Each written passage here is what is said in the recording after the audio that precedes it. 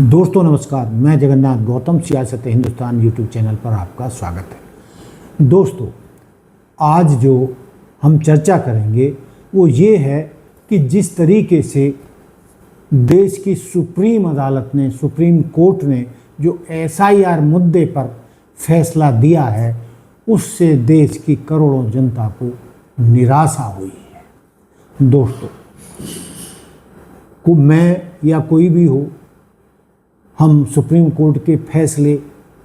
के खिलाफ तो कोई बात नहीं कर सकते, लेकिन आज़ाद देश के आज़ाद नागरिक होने के नाते अपने मन की भड़ास ज़रूर निकाल सकते हैं या टिप्पणी ज़रूर कर सकते हैं। दोस्तों, जैसा कि आप जानते हैं, क्या लोकतंत्र सिर्फ चुनाव का नाम नहीं है, या लोकतंत्र नाम है उस भरोसे का जो देश की जनता अपनी संवैधानिक संस्थाओं पर करती है। जब जब जनता का ये भरोसा डगमगाता है, तब तब लोकतंत्र की बुनियाद हिलने लगती है। आज देश के एक बड़े हिस्से में एक और अजीब सी खामोशी और भारी निराशा है, एक ऐसी निराशा जो अदालतों के फैसले और चुनाव की निष्पक्षता पर सवाल खड़े कर रही है कि सुप्रीम कोर्ट इस देश की खत्म हो चुकी है, अदालत नहीं रही है, अदालत सरकार के हिसाब से काम कर रही है, एक विचारधारा विशेष के लिए काम कर रही है, सब कुछ। और जो इन्हें करना चाहिए वो इन्हें करना चाहिए कि सबको इकट्ठा होके इस देश में, जब तक ये जो चुनाव आयोग है, ये ज्ञानेश कुमार गुप्ता जो चुनाव आयोग है, ये और संधू और साथ में जो विवेक जोशी है और पीछे के जो गए सुशील कुमार और ये जो राजीव कुमार, इन सबको ढूंढ कर आओ, सबको इकट्ठा करके इनके खिलाफ देशद्रोह का मुकदमा दर्ज करवाओ, इनको अरेस्ट करवाओ, उनको जेल भिजवाओ, एक निष्पक्ष चुनाव आयुक्त बनाओ। देश में निष्पक्ष, पारदर्शी और स्वतंत्र चुनाव हो सके, एक ऐसा चुनाव आयोग बना। दोस्तों, फैसला या न्याय ऐसा लगे जो वाकई में न्याय दिखे भी, ठीक है। आज देश की जनता का या विपक्षी दलों का मानना है, दोस्तों, विपक्षी दलों को भी करोड़ों वोट मिलते हैं, लेकिन जिस तरीके से पिछले कुछ समय से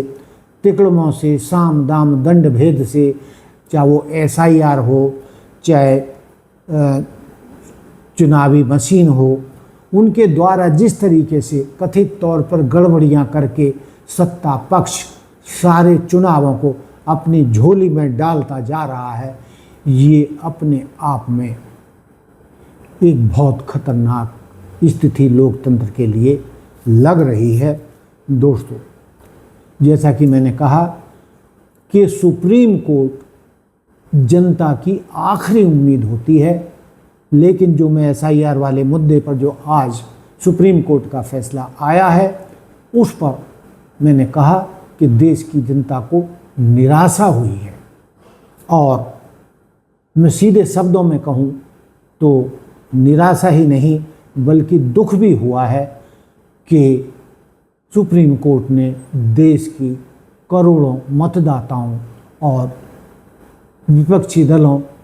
की भावनाओं का ख्याल न रखते हुए लगभग एक तरफा सत्ता पक्ष के हक में और उस सीईसी यानी मुख्य चुनाव आयोग के हक में फैसला दिया है, जो वर्तमान में जो कई चुनाव हुए हैं उनमें वो विलेन साबित हो रहा है। वो देश के करोड़ों जनता की नज़र में, वोटरों की नज़र में मुख्य चुनाव आयुक्त विलेन के रूप में उभर कर आया है। और इस मुद्दे पर जिस तरीके से विपक्ष के समर्थकों के लाखों वोट काटकर सत्ता पक्ष को जिताने का काम किया गया है, और उस पर सुप्रीम कोर्ट का सत्ता के पक्ष में फैसला आना, ये बहुत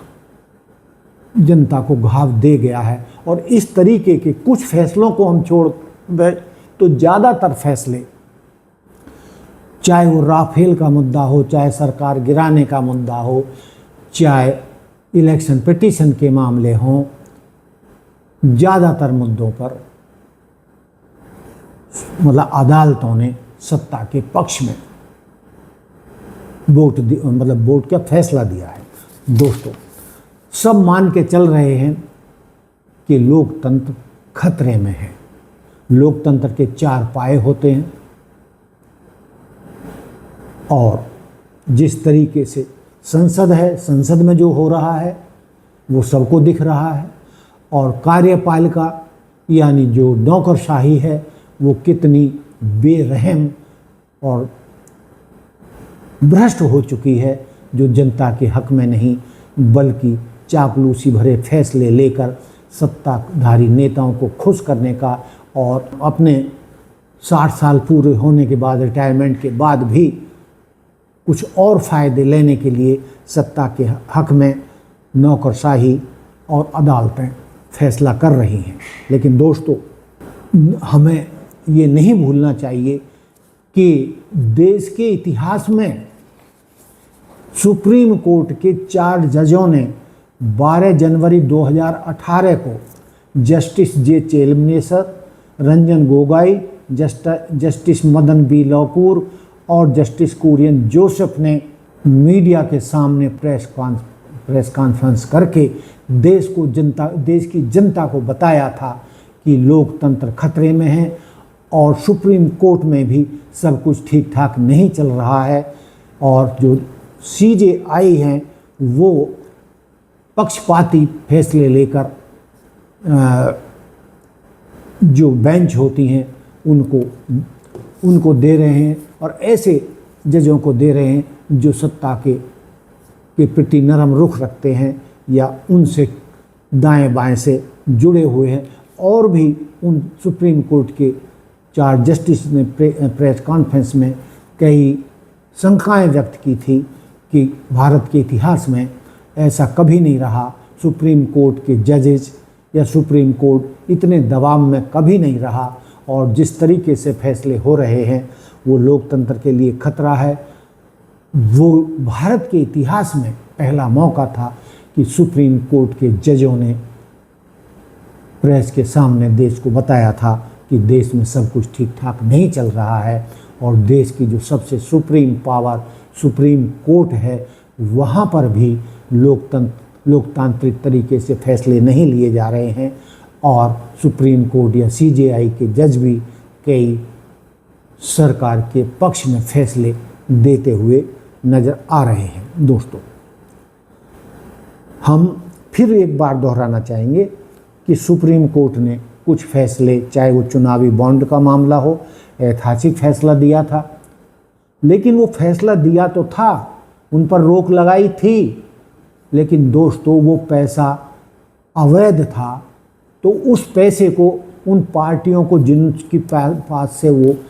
लगभग 10,000 करोड़ रुपया भाजपा ने लूटा था, या उनको ED,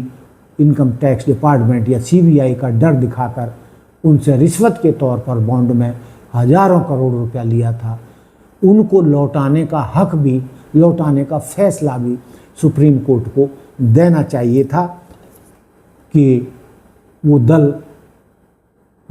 चुनावी बॉन्ड के नाम पर जो रिश्वतखोरी हुई है उस पैसे को भी वापस किया जाए। और इसी तरीके से जो PM वेलफेयर फंड था, कुछ इस तरीके का नाम था, उसमें भी हजारों करोड़ रुपया इकट्ठा किया गया, लेकिन उसका आज तक कोई अता पता नहीं है कि वो कितना पैसा था और वो कहाँ खर्च हो रहा है, किस पर खर्च किया जा रहा है। क्या विपक्ष को ख़त्म करने के लिए खर्च किया जा रहा है, या विपक्षी दलों को तोड़ने के लिए, ख़त्म करने के लिए, विपक्ष मुक्त या कांग्रेस मुक्त भारत करने के लिए वो पैसा खर्च किया जा रहा है। उस पर भी सुप्रीम कोर्ट का कोई ऐसा न्यायोचित फैसला नहीं आया जिससे कि देश की जनता को ये महसूस हो कि हाँ, जो सुप्रीम कोर्ट, जो देश की जनता की अंतिम आस है, उम्मीद है, उस पर भी फैसले नहीं आ रहे हैं। राफेल मुद्दे पर भी नहीं आया। ये दर्जनों मामले हैं, मैं इस तरीके से गिनाने लगूंगा तो वीडियो बहुत लंबा हो जाएगा। लेकिन दोस्तों, कहने का तात्पर्य ये है कि मैं एक बार फिर ये कहना चाहता हूँ कि एक वो भी वक्त था जब 1975 में जस्टिस सिन्हा, जो इलाहाबाद हाई कोर्ट के जस्टिस थे, चीफ जस्टिस थे, उन्होंने तत्कालीन ताकतवर प्रधानमंत्री श्रीमती इंदिरा गांधी के खिलाफ फैसला देते हुए उनके चुनाव को अवैध करार दे दिया था, जिसके चलते इमरजेंसी लगी थी। और उस इमरजेंसी के बाद जो कुछ बना और जिस तरीके से जनता सड़कों पर आई, जेपी साहब का जो आंदोलन शुरू हुआ, श्रीमती इंदिरा गांधी को कुर्सी खाली करनी पड़ी और शर्मनाक हार भी झेलनी पड़ी थी। और